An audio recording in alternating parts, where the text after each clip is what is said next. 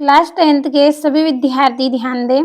17 जनवरी के दिन आपका जो प्री बोर्ड एग्जाम है उसका सोशल साइंस का पेपर आज की इस वीडियो में हम कंप्लीट करेंगे। तो आपका जो पेपर है वो 75 अंक का है। यदि आपको 65 अंक एग्जाम में लाना है 17 जनवरी के दिन, तो जो क्वेश्चन मैं आपको इस वीडियो में दे रही हूँ कंप्लीट आप अच्छे से करिएगा। आप भरोसा रखें, इसी में से आपके क्वेश्चन रहेंगे। तो यहाँ पे मैं आपका समय भी कम लूंगी। मैंने पहले ही पूरे प्रश्न को तैयार कर दिया है, केवल हमें समझना है प्रश्नों को। तो इस तरह के निर्देशांक रहेंगे हिंदी और इंग्लिश दोनों में, और हिंदी मीडियम और इंग्लिश मीडियम दोनों क्लास के बच्चों के लिए पेपर है। तो शुरू करते हैं प्रश्नों को। पहला है सही विकल्प चुनकर लिखिए। पहला सही विकल्प है निम्नलिखित में से किस फसल को पीला सोना कहा गया है? किसको कहते हैं? सरसों को कहते हैं पीला सोना। अगला है आपका पूर्वी तट पर स्थित पतन जो अंतःस्थानी तथा अधिकतम गहराई का पतन है, तो क्या है? विशाखापट्टनम। तीसरा है विश्वकोश नामक ग्रंथ की रचना किसने की थी? तो दीदारों ने की थी। चौथा है द्वितीय विश्व युद्ध के दौरान निम्नलिखित देशों में से किसे धुरी शक्ति माना गया है? तो नाज़ी जर्मनी, जापान और इटली को। पांचवा है शिक्षा किस सूची का विषय है? तो ये समवर्ती सूची का विषय है। छठा है औसत आय को अन्य किस नाम से जाना जाता है? प्रति व्यक्ति आय के नाम से भी इसको जाना जाता है। और यहाँ से इंग्लिश मीडियम वाले बच्चे आप जल्दी से स्क्रीनशॉट लीजिए और कंप्लीट अच्छे से करें। अगला आपका जो प्रश्न है उसमें आपको रिक्त स्थानों की पूर्ति कीजिए।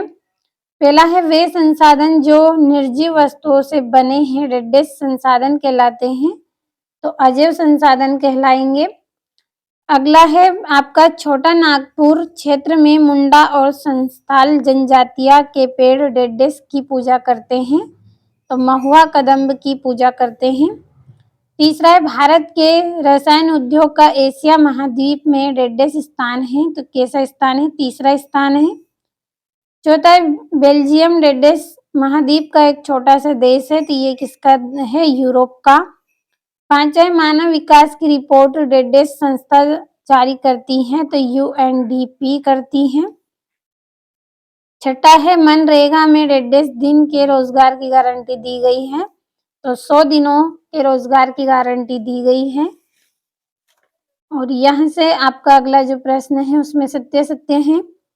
पहला है निक्षालन से बनी मृदा लेटेराइट मृदा कहलाती है।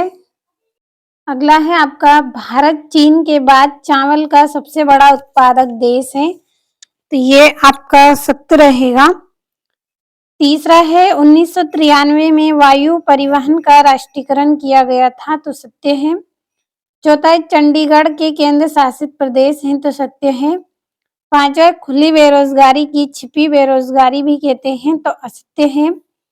और छठा है भारत में करेंसी नोट भारतीय स्टेट बैंक जारी करता है, तो ये भी आपका सत्य रहेगा।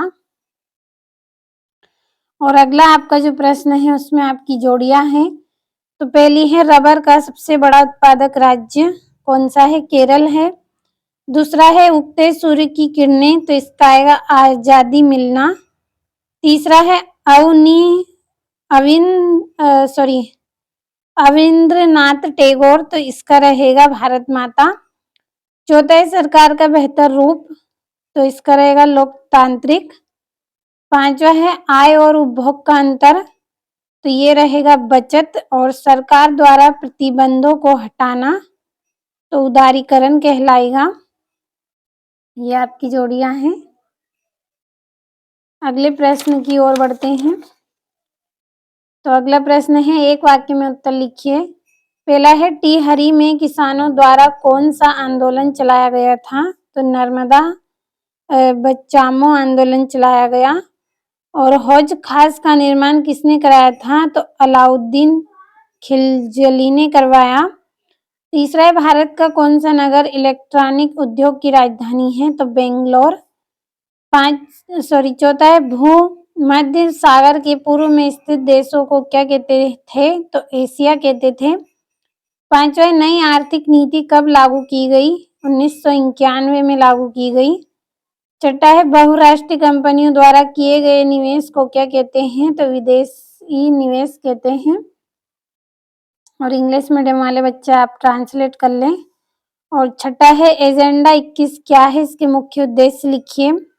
और पारिस्थितिक तंत्र किसे कहते हैं? और स्वर्णिम चतुर्भुज महाराजमार्ग की 2 विशेषता आपको लिखनी है।